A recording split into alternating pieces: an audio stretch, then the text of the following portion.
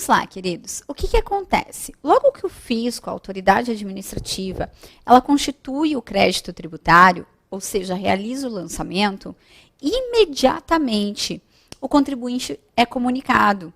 E é comunicado por meio do que nós chamamos de notificação de lançamento. Essa notificação de lançamento nada mais é do que, na verdade, uma cartinha que avisa o contribuinte que ele é devedor, digamos assim. Né? Coloco entre parênteses por quê? Porque o fisco sempre fala que a gente deve, mas não é bem assim, não é sempre que a gente deve. Bom, o fato é que quando o contribuinte recebe essa notificação de lançamento, ele tem 4 possibilidades na vida dele. Quais sejam? A primeira é pagar. Tá bom, já que eu devo, vou pagar. A segunda possibilidade é recorrer na esfera administrativa. Não concordo, vou para a esfera administrativa para brigar. Certo? A terceira possibilidade é ir direto para a esfera judicial. Não vou ficar perdendo tempo, mas não, vou lá para a esfera judicial. E a quarta possibilidade é não fazer nada. Devo, não nego, pago aí quando puder. Então, essas são as 4 possibilidades frente à notificação de lançamento tributário. Pois bem, agora, o detalhe que eu quero te chamar a atenção e que já caiu em primeira fase e em segunda fase é o seguinte. Eu disse realmente que o contribuinte tem 4 possibilidades na vida dele, quais sejam pagar, recorrer na esfera administrativa ou ir para a esfera judicial ou não fazer nada. Veja, se o contribuinte quiser ir direto para a esfera judicial, aqui no nosso direito tributário é possível, é uma opção dele. Ele não precisa ir para a esfera administrativa, esgotar a esfera administrativa para tão somente ir para a esfera judicial. Não, ele pode ir direto. A única consequência é a seguinte, nos termos lá do artigo 38, parágrafo único da lei 6.830 de 80, diz o seguinte, quando o contribuinte vai para a esfera judicial, ele renunciou, ele desistiu da esfera administrativa. Porque o que não se admite é que o contribuinte fique nas 2 esferas, né? Ah, vou tentar a sorte, aquela que eu ganhar eu fico feliz. Isso não existe. Então, quando o contribuinte vai para a esfera judicial, ele renunciou à esfera administrativa. Ele desistiu da esfera administrativa. Logo, se ele perder na esfera judicial, aí sim, sinto muito, senta e chora que não tem mais nada para ser feito. Agora, é claro que se o contribuinte opta por ir primeiramente para a esfera administrativa, como nós vimos lá em razão do artigo 5º, inciso 35, vamos fazer certo esse inciso, né? Inciso 35 da Constituição Federal diz que, como nenhuma lesão ou ameaça de lesão será afastada da análise do Poder Judiciário, então, quando o contribuinte perde na esfera administrativa, ele pode ir, sim, para a esfera judicial. Agora, se o contribuinte perder na esfera judicial, aí acabou, né? Uma hora também tem que acabar. Agora, vem cá. Frente a essa notificação de lançamento, se o contribuinte ele optar em ir diretamente para a esfera judicial, qual é o nome da demanda que ele pode ingressar? Com a ação anulatória. Então, ele pode se valer da ação anulatória, porque como já foi constituído o crédito, agora eu tenho que pedir para o juiz para ele anular, para ele desconstituir esse crédito que eu não concordo. Por isso, o nome da demanda é ação anulatória. O nome já diz tudo. Eu vou anular esse lançamento, vou anular qualquer ato administrativo eivado de ilegalidade ou inconstitucionalidade que possa resultar em cobrança tributária, certo? Agora, Josi, você disse que se o contribuinte for primeiro para a esfera administrativa, perder, ele vai ter que ir para a esfera judicial. Vai ter não, né? Pode ir, isso. Então, vamos imaginar essa situação mesmo, que o meu contribuinte foi primeiro para a esfera administrativa, percorreu tudo, até que chega uma hora que ele tem uma decisão irrecorrível em que ele perde. Como nenhuma lesão, ameaça de lesão, será afastada da análise do Poder Judiciário, então ele pode, sim, tentar a sorte agora na esfera judicial. Qual seria o nome da demanda nessa situação, em que ele já esgotou a esfera administrativa e agora tem que ir para a esfera judicial? Também a chamada ação anulatória. Por quê? Porque ele tentou na esfera administrativa anular aquele lançamento. Não deu certo. Agora ele vai ter que buscar o Poder Judiciário para anular aquele lançamento tributário. Então também é ação anulatória. Perceba várias hipóteses em que eu posso ingressar com essa ação anulatória. E última situação aqui, né? O meu contribuinte não faz nada. Recebe a notificação de lançamento, isso é bem comum. Ele olha e diz, meu Deus, o que fazer? Coloca numa gaveta e se esquece. O fato é que, quando eu disse a vocês que o contribuinte tem 4 possibilidades na vida dele para ele escolher o que vai fazer, em âmbito federal, essa possibilidade do contribuinte escolher o que vai fazer tem um prazo de 30 dias. Então, dentro de 30 dias, o contribuinte vai dizer se ele vai pagar, vai recorrer, o que ele vai fazer. Em âmbito estadual e municipal, vai depender da legislação local. Se a lei não falar nada, também é um prazo de 30 dias, porque o artigo 61 do CTN diz assim. Então, o contribuinte recebe a notificação de lançamento, tem 30 dias para resolver o que ele vai fazer. Se ele não fizer nada, como eu te falei, coloca lá a notificação de lançamento numa gaveta e se esquece simplesmente, o que vai acontecer? Vai começar agora a correr o prazo ininterruptamente de 5 anos para a Fazenda ajuizar a execução fiscal, ou seja, a ação de cobrança daquele crédito tributário. Só que para a Fazenda ajuizar a execução fiscal, a Fazenda tem que ter um título executivo.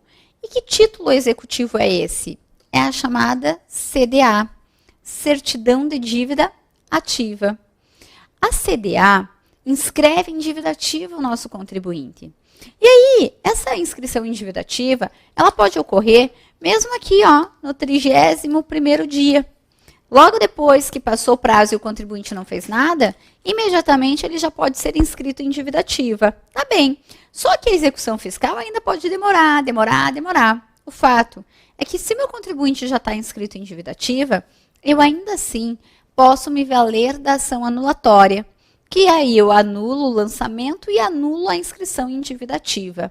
Então, é cabível a ação anulatória para anular qualquer ato administrativo. Agora, vamos para o pior. Que é o pior, Josi? O pior para o contribuinte, né? Para a gente é tudo fácil. O fisco, a Fazenda, ajuiza a execução fiscal. Pronto. Acabou de ajuizar a petição inicial de cobrança para cobrar aquele crédito tributário. E então, resta o que para o nosso contribuinte? Será que ele senta e chora? Meu Deus, veio aqui uma execução fiscal? Não.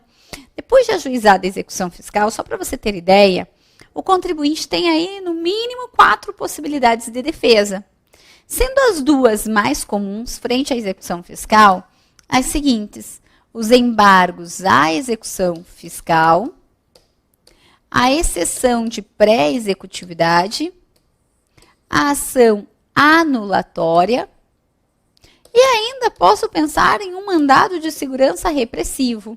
Claro, se estiver dentro do prazo lá de 120 dias a contar da ciência do ato coator. Mas veja, primeiramente, o comum, e a gente já vai estudar a respeito, é que frente à execução fiscal, o contribuinte se valha dos embargos à execução fiscal ou de uma EPE para se defender. Mas como nós iremos observar, às vezes o contribuinte não tem como embargar a execução fiscal. Por quê, Josi? Porque o artigo 16, lá da Lei 6, tá ruim essa caneta, Lei 6.830 de 80, diz o seguinte: você só vai poder embargar uma execução fiscal se você conseguir garantir o juízo. Como assim, Josi, garantir o juízo? O artigo 9º da Lei 6.830 de 80, e depois eu vou repetir tudo isso para falar sobre os embargos, mas só para você compreender. Ele diz que você pode garantir o juízo por meio de penhora de bens próprios ou de terceiros, pode garantir o juízo por meio de depósito da quantia executada, pode garantir o juízo por meio de carta-fiança bancária ou seguro-garantia. Logo, você só vai poder apresentar embargos à execução fiscal depois que você fizer a garantia do juízo. Você pode optar em como que você vai garantir o juízo. Mas, às vezes, o contribuinte não tem como garantir o juízo. Ele não tem nenhum bem para levar penhora e nenhum amigo para emprestar o bem para penhorar. Não tem como fazer o depósito, ele não tem como garantir o juízo. E aqui na execução fiscal, se você não garantir o juízo, você não consegue embargar a execução. Aí, meu filho, ó, pode esquecer dos embargos. Aí você diz, Josi, tudo bem, mas e a EPE? Eu sempre ouvi dizer que a EPE, que é a exceção de pré-executividade, não precisa garantir o juízo. Você tem toda a razão. De fato, a EPE não precisa garantir o juízo. Mas a EPE tem um probleminha. O probleminha é que, de acordo com a súmula 393 do STJ, o que acontece? Eu só poderei me valer da EPE para defender o meu contribuinte quando eu estiver frente a uma matéria de ordem pública e sem dilação probatória. Matéria de ordem pública é aquela que o juiz pode de ofício julgar, e sem dilação probatória, que não precisa produzir provas no curso do processo. Também vou te explicar tudo isso. O que é essas matérias de ordem pública que podem ser julgadas por EPE, defendidas por EPE? O que seria essa sem dilação probatória? O fato só é que a EPE tem um campo bem restrito para a defesa do nosso contribuinte. Pois, como eu estou te falando, eu só posso apresentar a EPE se eu estiver frente a essa matéria de ordem pública e sem dilação probatória. E, por maioria das vezes, eu não tenho como defender meu cliente só disso. Então, se a matéria não for de ordem pública, eu não vou poder me valer da EPE. E aí ficava assim, e agora, contribuinte coitado, senta e chora? E então, o STJ disse, calma, porque é possível sim apresentar uma ação anulatória, mesmo depois de ajuizada a execução fiscal. Então, olha que maravilha, é uma possibilidade para o contribuinte que não tem como embargar a execução fiscal, porque não tem como garantir o juízo, que não tem como apresentar uma IPE, ele pode se defender por meio da ação anulatória. Então, só quis trazer isso para você, porque podemos ter uma questão que diga lá, marque a alternativa correta. É possível apresentar ação anulatória depois de ajuizada a execução fiscal? Você vai dizer, sim, é possível. É um entendimento pacificado hoje no STJ. Não tem o súmula, mas já está pacificado. Então, se o contribuinte não quiser apresentar embargos porque não quer garantir o juízo, não é matéria de EPE, ele poderá se defender por meio da ação anulatória. Então, perceba, cuidado com alguns macetes que dizem, a anulatória serve só para anular lançamento. Não. A anulatória ela serve para anular qualquer ato administrativo eivado de ilegalidade ou inconstitucionalidade que possa resultar em cobrança tributária. Até mesmo poderá ser ajuizada, mesmo depois que o fisco já ajuizou a execução fiscal. Tá certo? Agora vamos lá para alguns cuidadozinhos sobre a ação anulatória e depois eu já falo sobre as defesas que são embargos à execução e a EPE, para que você consiga aqui saber tudo de importante para essa primeira fase referente ao processo tributário. Veja, lá no artigo 38 da Lei 6.830 de 80, que trata sobre ação anulatória, nós temos que a ação anulatória só pode ser ajuizada depois de realizado o depósito da quantia cobrada. Como assim? Calma, nem anote ainda. Se eu recebo uma notificação de lançamento na quantia lá de R$10.000, por exemplo, então tá. Vou ter que pagar R$10.000. Aí eu falo, não, eu vou apresentar uma ação anulatória. Olha que beleza. Só que pelo artigo 38 da Lei 6.830 de 80, eu só poderia apresentar essa anulatória depois que eu fizesse o depósito dessa quantia. O Supremo Tribunal Federal, ele publicou a súmula vinculante de número 28 para dizer isso é inconstitucional. Jamais uma lei pode exigir depósito para condição de admissibilidade de ação na esfera judicial. É inconstitucional porque fere vários preceitos da nossa Constituição. Dentre eles, não falo o tempo inteiro do artigo 5º, inciso 35 da Constituição, que diz que nenhuma lesão, ameaça de lesão será afastada da análise do Poder Judiciário. Então, se nenhuma lesão, ameaça de lesão será afastada da análise do Poder Judiciário, se o meu contribuinte não tem 10 mil, ele não pode entrar com ação anulatória. Então, inconstitucional essa regra, que exige depósito para admitir uma ação na esfera judicial. Aí, outro artigo 5º ainda, direito de petição, direito de defesa, direito de contraditório, princípio da isonomia, tratar igualmente os iguais e desigualmente os desiguais. Eu não tenho 10 mil, eu não posso entrar com ação anulatória. Minha câmera, Bruninha, tem, ela ingressa com ação anulatória. Cadê a isonomia? E sem falar que no Brasil, nós não aplicamos o princípio solve et repete. Primeiro pague para depois brigar. Não! Então eu não tenho que pagar. Por isso é que o Supremo, graças a Deus, ele considera inconstitucional a lei que exige depósito como condição de admissibilidade de ação na esfera judicial, tá? Agora sim, eu não preciso depositar. Não preciso. Mas se eu quiser depositar, eu posso? Pode. E se você depositar, isso é bem legal. É legal por quê? Porque lá nos termos do artigo 151, inciso 3 do Código Tributário Nacional, inciso 2 do Código Tributário Nacional, diz que a realização de depósito do montante integral tem o efeito de suspender a exigibilidade do crédito tributário. Como assim, Josi? Vocês ainda irão estudar, em aula específica, sobre as hipóteses que extinguem, suspendem e excluem o crédito tributário. Mas o que isso significa dizer é o seguinte, olha, depois que o fisco constituiu o crédito, o fisco tem lá 5 anos para ajuizar a execução fiscal, certo? Sob pena de ocorrer a prescrição. A execução fiscal é a cobrança daquele crédito tributário. Ok.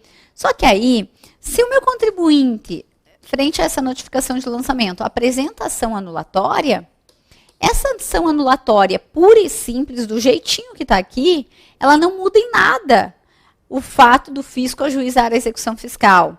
Eu quero dizer que mesmo que o contribuinte acionou o Poder Judiciário por meio da ação anulatória, o fisco no dia seguinte pode ajuizar uma execução fiscal. E aí fica ruim, né? O contribuinte está ali brigando, mas de repente a Fazenda ajuizou a execução fiscal. Então, por meio de uma ação anulatória ou qualquer outra ação na esfera judicial, eu até posso evitar que o fisco ajuize a execução fiscal, que seria então suspender a exigibilidade do crédito. Uma das hipóteses prevista pelo artigo 151 é quando eu realizo o depósito do montante integral. Então, se eu faço o depósito, eu vou suspender a exigibilidade, vou impedir que o fisco ajuize a execução fiscal. Ou ainda, eu não faço o depósito, mas eu consigo uma tutela provisória. A tutela provisória, nos termos do artigo 151, inciso 5 do CTN, também suspende a exigibilidade do crédito tributário. E aí o meu cliente fica tranquilo, porque enquanto eu estou brigando ali na ação anulatória, eu sei que não será ajuizada a execução fiscal. Agora, se eu não depositar, ou se eu não ganhar uma tutela, vou ter ação anulatória, mas o fisco fica livre para poder ajuizar a execução fiscal a hora que ele entender. Quanto ao depósito, que eu quero que você perceba, você tem que compreender o seguinte, ninguém é obrigado a depositar para poder ingressar com uma ação na esfera judicial. A súmula vinculante 28 diz, é inconstitucional a lei que exige depósito como condição de admissibilidade da ação na esfera judicial. Então, eu posso bater nas portas do Poder Judiciário só com ação anulatória? Pode, não tem problema. Vai ser julgada? Vai, maravilha. Mas a consequência é que o fisco pode ajuizar a execução fiscal. Aí eu digo para o meu cliente, se você quiser depositar, você pode depositar, que é legal. É legal por quê? Porque o artigo 151, inciso 2 do CTN diz, quando realizado o depósito do montante integral, estará suspensa a exigibilidade do crédito. Então, digamos, dá um sossego para o nosso contribuinte que não haverá o ajuizamento da execução fiscal. Então, só para fechar, anulatória, eu preciso depositar? Não. Súmula vinculante 28. Mas e se eu depositar? Ah, legal, porque você vai suspender a exigibilidade do crédito tributário. Certo? Agora sim. Agora que nós falamos já sobre a ação anulatória, vamos lá para as defesas mais comuns frente ao ajuizamento da execução fiscal. Como eu te falei, depois que o fisco ajuiza a execução fiscal, as defesas mais comuns seriam justamente essas, né? Embargos à execução fiscal e a exceção de pré-executividade. Agora, o que nos leva a escolher entre embargos à execução fiscal ou a EPE? Eu já vou fazer aqui um quadro comparativo e depois eu falo melhor sobre os embargos e sobre a EPE. Mas o quadro comparativo já começa da seguinte forma. Veja, quando eu falo de embargos à execução fiscal e quando eu falo de exceção de pré-executividade, que nós iremos chamar de forma carinhosa de EPE.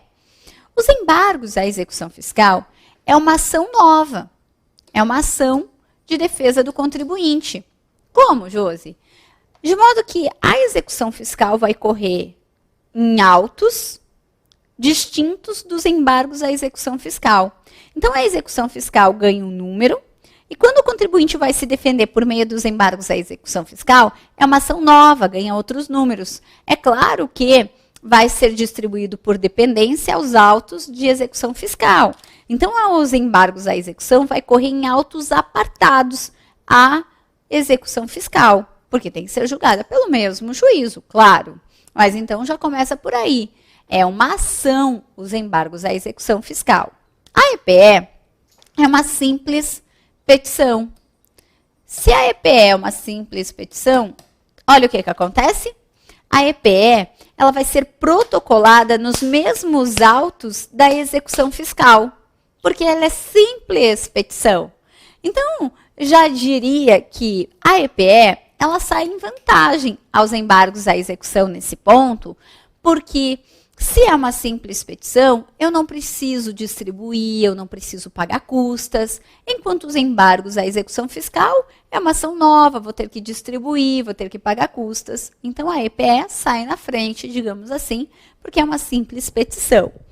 O segundo ponto que diferencia essas duas defesas do nosso contribuinte é que, como eu te disse, nos termos lá do artigo 16, parágrafo 1º da Lei 6.830 de 80, eu só poderei embargar depois de garantir juízo. Não existe a menor possibilidade de eu embargar a execução fiscal sem antes garantir o juízo. A EPE é mais legal nesse ponto porque eu não preciso garantir o juízo. Então, na EPE não há garantia de juízo. Olha que maravilha. Mas uma vantagem, e aí é bem boa a vantagem de embargos frente à EPE, é que quando eu apresento os embargos à execução fiscal, eu posso fazer a defesa de tudo, defesa de todos os pontos de defesa. Como assim? Ah, tudo que eu quiser defender em embargos à execução, eu posso. Quero defender de matéria, de direito material, de processual, seja o que for, e poderei atacar nos embargos à execução fiscal. Já a EPE, em razão da súmula 393 do STJ, eu só posso apresentar em defesa frente à matéria de ordem pública e sem dilação probatória. Veja, são dois requisitos cumulativos. Além da matéria ser de ordem pública, tem que ser sem dilação probatória. Matéria de ordem pública é aquela que o juiz poderá já julgar de ofício. E sem dilação probatória, não quer dizer que é sem nenhuma produção de prova. A prova documental, em que o juiz olha para a prova documental e julga de imediato, essa pode ser apresentada. O que não se admite é produzir provas no curso do processo. A exemplo, prova pericial. Aí não se admite. Mas apresentar prova documental na EPE, tá tudo certo. Então, às vezes, você pode até estar frente a uma matéria de ordem pública. Se tiver que produzir provas, esqueça. Não é a EPE cabível. A EPE é aquela simples petição que o juiz vai olhar, é verdade, tem razão. Quer ver um exemplo, só para você já ir compreendendo? Eu já paguei o tributo. Eu já paguei o tributo e mesmo assim a Fazenda ajuizou a execução fiscal. Olha que absurdo. Aí o que eu faço? Simples petição, uma linha eu digo, já paguei, olha aqui o comprovante em anexo. Aí o juiz diz, nossa, é verdade, já pagou, pronto, está extinta a execução fiscal, está extinto esse lançamento, está tudo certo. Então a EPE é para ser decidido rapidamente. E a outra grande diferença entre os embargos à execução e a EPE é que os embargos, ele tem um prazo de 30 dias para ser apresentado, contados pela regra do artigo 16 da Lei 6.830, que eu já te falo como que conta. O fato é, para embargar eu tenho prazo. Que prazo? 30 dias, contados de acordo com a regra do artigo 16. E a EPE? Como a EPE faz defesa de matéria de ordem pública, ela não tem prazo. Porque o juiz pode se manifestar de matéria de ordem pública a qualquer momento. Então, a EPE não tem prazo. Enquanto os embargos, eu tenho 30 dias para apresentá-los, contados da regra do artigo 16 da 6.830 de 80. Feito aqui esse pequeno paralelo com as principais diferenças entre os embargos e a EPE, vamos lá para os embargos. Tá? O que eu tenho que saber? Os embargos à execução fiscal, como eu disse, é muito legal, porque eu posso defender tudo e contra todos. Legal. Só que o artigo 16 da Lei 6.830 de 80 diz o quê? Você só vai poder embargar depois de garantido o juízo.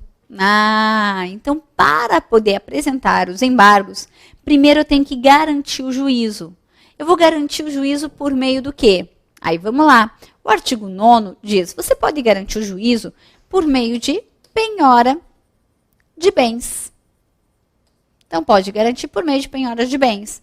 E digo, próprios ou de terceiros, desde que tenha autorização do terceiro, né? Claro. Isso é muito comum em empresa e sócio. A empresa, às vezes, não tem como garantir o juízo, não tem bens em seu nome, mas o sócio tem. Então, o sócio penhora com seus bens, sob a autorização, a execução fiscal da sua empresa. Então, a penhora de bens é uma possibilidade de garantir o juízo. Segunda possibilidade, realizando o depósito da quantia executada. Terceira possibilidade, apresentando carta, fiança bancária ou ainda seguro garantia. Josi, o que seria uma carta fiança bancária? Aqui eu brinco dizendo que é isso daqui para quem pode, né? Não é para quem quer. Porque é quando o contribuinte chega até o banco e fala, olha, eu tenho uma execução fiscal em face de minha pessoa, se eu não pagar, você banco paga para mim? Aí o banco olha para ele e fala, você pode, eu pago. Mas não é qualquer um que vai chegar no banco e o banco vai dar uma carta fiança bancária. Então essas são as 4 possibilidades de garantir o juízo para depois o contribuinte poder apresentar embargos à execução. E aí, como que funciona? Depois de garantido o juízo, eu vou pensar no prazo para embargar. O prazo para embargar está previsto lá no artigo 16 mesmo. E diz, são 30 dias que você tem para apresentar embargos à execução fiscal. E isso já caiu por 2 vezes em primeira fase.